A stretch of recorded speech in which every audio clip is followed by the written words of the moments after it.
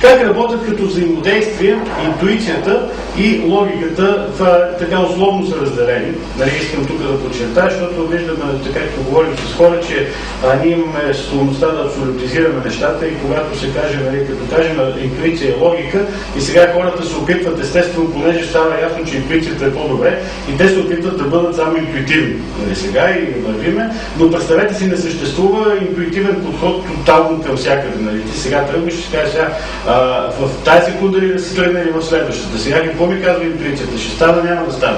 Сега интуитивен ли съм в момента или логически? Това е едно взаимодействие, както операционната система на компютъра, и много пъти начина, по който си взаимодействат, това е условно казано, но може би протича така.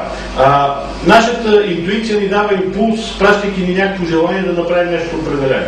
Следващата стъпка е, че нашата логика започва да избира нещата, които знаем, опитности, предположения,